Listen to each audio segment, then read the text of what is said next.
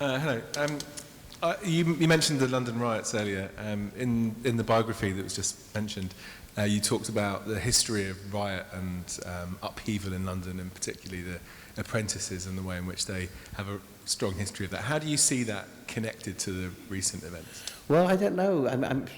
The connection is simply one of a continuing basic phenomenon. I can't think of a decade, or almost a decade, in London's history when there have not been riots. It's part of the fabric of the city. It's part of the, you might call it the curse of the city or the fate of the city.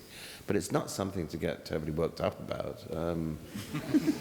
But do you think that historically there's been more of an idea behind those riots, or do you think it's always just...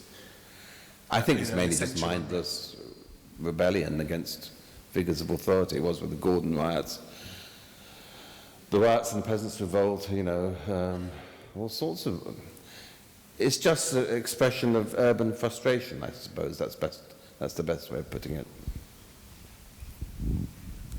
There was a, yes, down at the front here, and then there's a gentleman behind who had his hand up before as well. Sorry, I'll come over that side, because I'm leaning to my left. I was interested in what you were saying about academic historians and how your approach differs, obviously, from the more academic approach.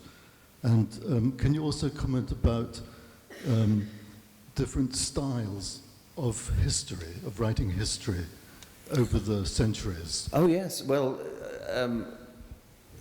how can I put it? Some of the greatest historians have actually been novelists. I mean, Smollett wrote a history, Goldsmith, Dickens even wrote a history of England, funnily enough. And Macaulay and Gibbon, to take two others on, had a very fine literary style, which was modelled upon classical predecessors and so forth. So I would say that, as I think I said earlier, great writers make the best historians, and good writers make the best historians. It's no good having a wealth of information at your fingertips if you write like, well, it would be invidious to name anybody, but if you write like certain people we all know.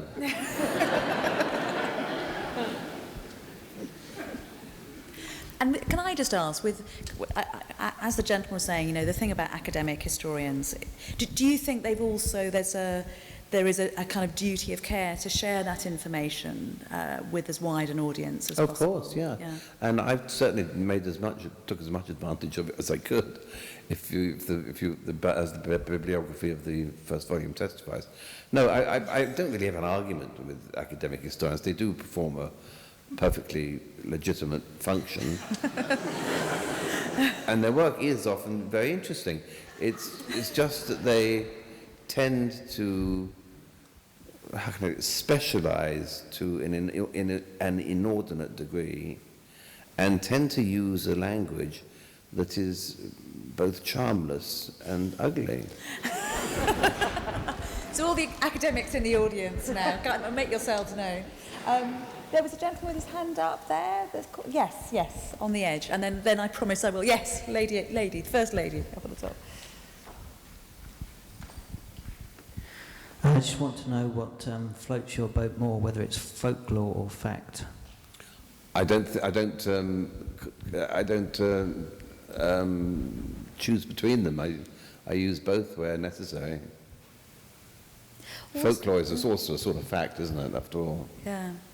I think that's, as we were saying with the Homer thing, what's interesting is that stuff that people thought were fairy tales. Yeah. They're there. Stories always start for a reason. And if you dig long and hard enough, you usually find the kernel of truth at the bottom.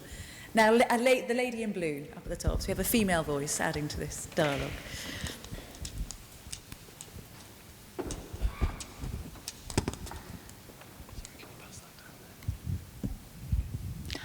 Hello, I'm just interested to know how you're going to handle the chapters and the volumes on empire, and whether you're going to kind of take a sort of political position on that, and whether you're going to leave these shores and go to the Caribbean or Africa or any other part of the globe where let's say, the British or the English Empire has reigned? What will be your take on all of that? I really don't know yet, because that's 2 or 3 volumes away. That's going to be another 5, 6 years' time. So I really don't know, but I certainly intend to. I'm not going to whitewash English activities, if that's what you mean. I would try to do what I did with that chapter I just read to you. Specify the crimes and the punishments. What you should probably know is that this project is due to end in 2023, I think. That's a figure I've been given, anyway. Oh.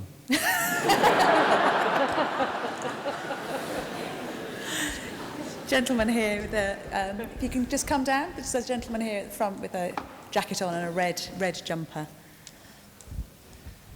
Just hold up your hand again, sir, just so you can see. Yeah, thank you very much. Hello, Peter.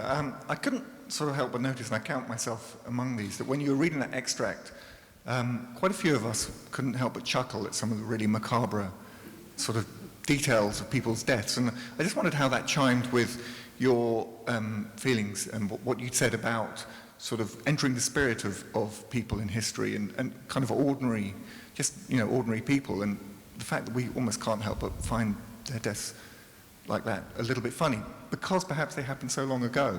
Yes, that's possibly true. I find also in the fiction which I write that I tend to dwell upon somewhat macabre episodes. It's just, I suppose, part of the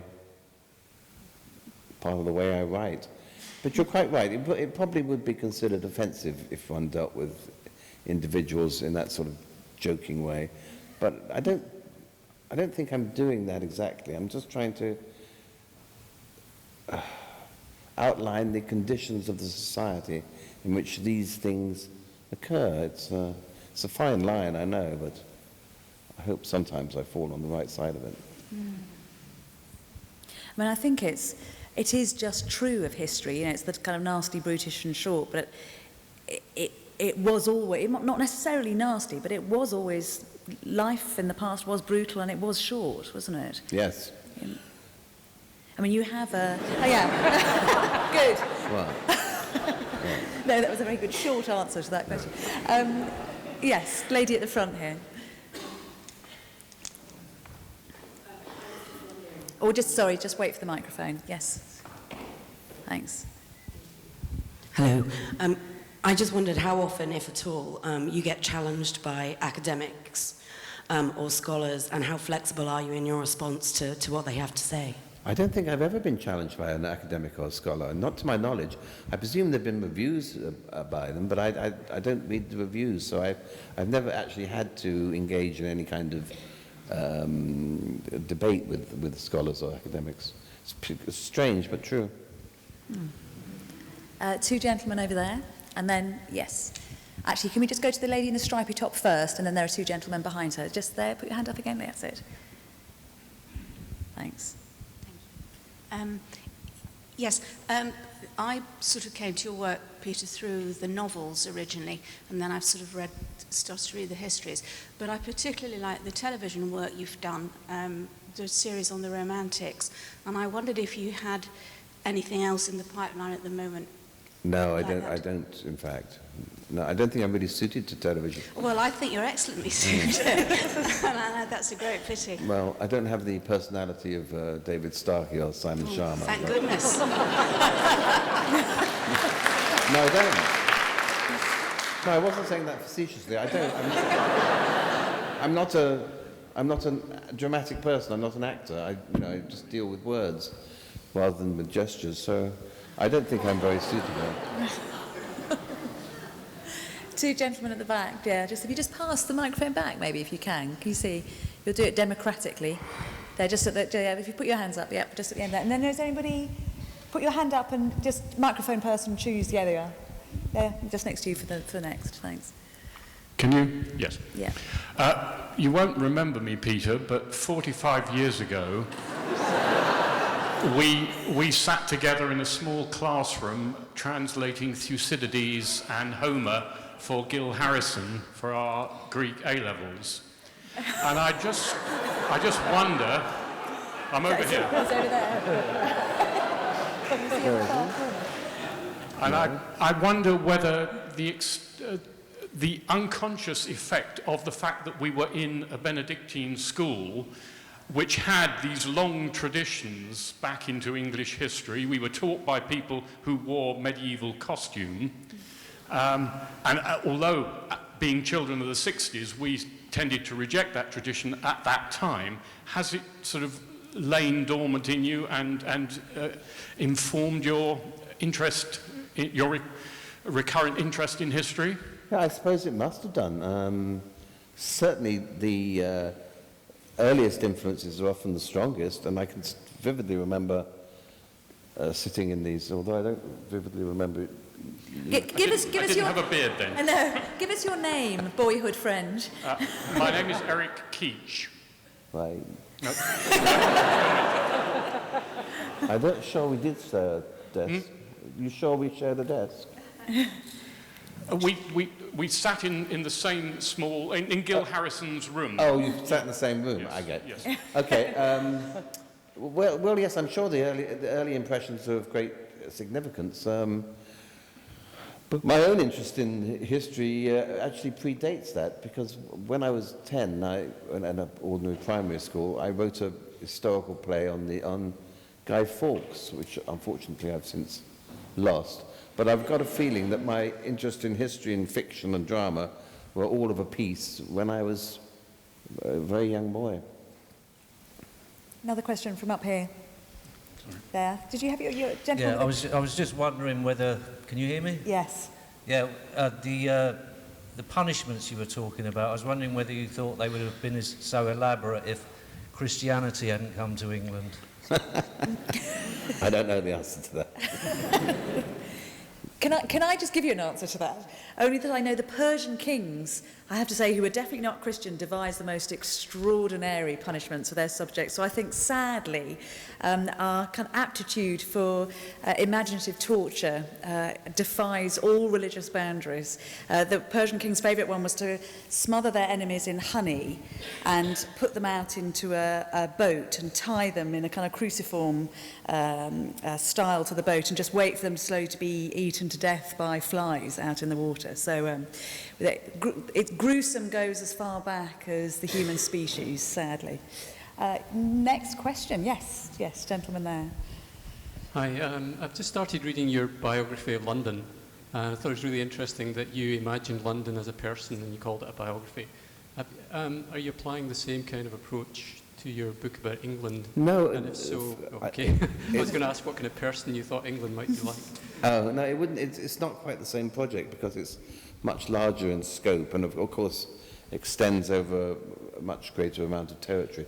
The thing about London as a person was that you could, at a stretch of the imagination, view it like that. And in fact, there were contemporary illustrations of London as a suffering human being. But no, it didn't occur to me for the England book at all. Lady up at the front here, yeah. Oh, is there anybody over there who's closer to a microphone? If you just collect the microphone after each person's... Yes. Good. Oh, you're waiting. I'm so sorry. I'm so sorry. Sorry. Please, go ahead, and then your turn.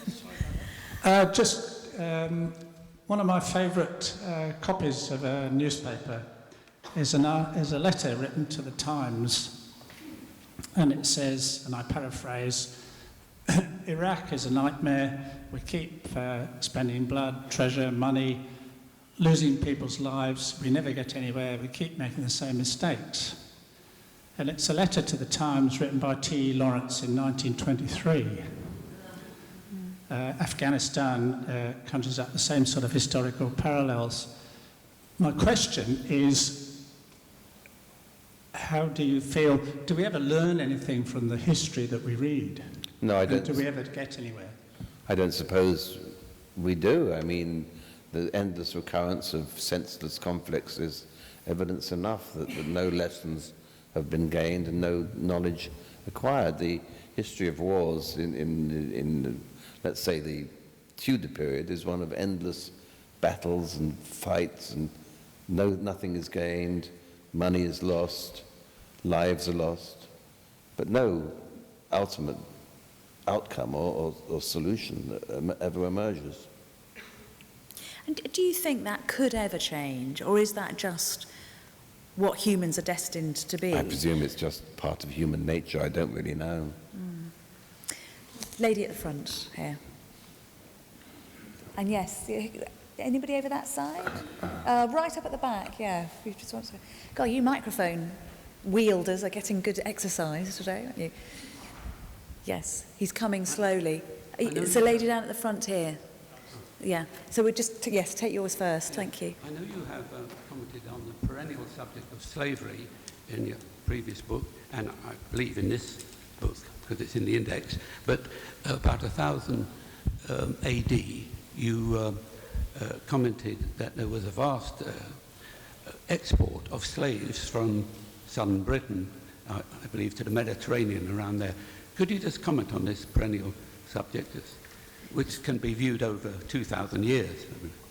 I didn't know. Did you say slavery being a kind of constant part of human history? And Yes. did you say 1000 AD? Yes, one of in Peter's 1000 books? AD, there was an export on a big scale from southern Britain to the Mediterranean areas. And, Yeah. I So just believe sort you of wrote on that. your kind of thoughts on slavery as a constant aspect of history? Well, I presume it is, because it seems to occur in every context and in every territory. And it's clear enough, for example, that many prehistoric English people must have worked as slaves in order to build, well, build Stonehenge itself. That's a work of great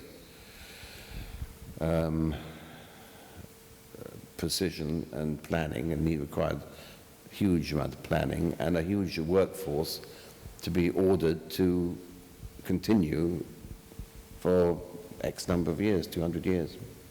But not the same people. Sorry to interrupt there, but isn't, in a way, that is one little tiny example where we have learnt from our mistakes. Because although there is slavery still in some parts of the world, it isn't as absolute as it once was. So there is some sense of progression. Yes, I suppose there is. There's an argument to be made that human health and human happiness is increasing, but I don't really know if that's the case or not. Yeah, I think we don't hear about the horrors. I mean, that's one of the things we hear about, a lot of the obvious things, the wars and the good news stories. But I think there's a lot of general suffering that doesn't come to our ears. Lady at the front. Hello. So, as a medievalist, lots of people ask me whether I go around dressing up in medieval costume and doing recreation as a way of kind of accessing the past. I wondered, firstly, whether you'd ever been asked the same question, and secondly, if you could dress up as someone, who would you choose? I have never been asked, for obvious reasons. I'd probably become Agnes Paston. Gosh, for what reason? Just the first name occurred to me. Lady down here. Hi, sorry, Caitlin Moran in her recent book suggested that it wasn't until mechanised labour and sort of improved medical means of contraception that women were able to remotely play as prolific a role in driving history. And I just wondered what you thought of that. Well, it might be true in a general sense, but if you think of Elizabeth and Mary, then we have two women who drove history with a vengeance. Who has the microphone over here? We got one more question. And I think we ought to have an extra question from the central section for some reason of being rather shy. Oh, there we go. Good man, representing your crowd. Is there somebody there? Yes, wonderful, thanks. Hi, thank you. I wonder if you could settle an argument for me. One of the books that most vividly brought history to life for me recently was Wolf Hall. There are those who think that anything that isn't purely factual is just filthy lies. And I wanted to see what you thought the role of literature or a more literary treatment of history was compared to the interpretation of pure historical fact. Well, it can add another level of interpretation which the pure historian cannot attain to. That's certainly true. in terms of character and motive and behavior, there is a case for saying that historical fiction is sometimes better able to elucidate an historical event than an historian himself or herself. I wouldn't put that case too highly, but there's certainly a role for the literary historical novelist in untying the strings of the past. Gentleman in the middle. Here, can you see he's got a blue shirt? Yes, you've got microphones from all sides coming now. I hope this is a fair question. If you state 1,000 facts in a book, and I imagine there are many more than that in your current volume, what percentage of those facts would you testify to be strictly accurate? None.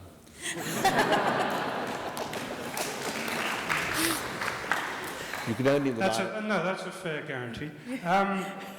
But more particularly, how obsessed are you with going back to primary sources? By which you mean manuscripts or... Eyewitnesses. Oh, eyewitnesses.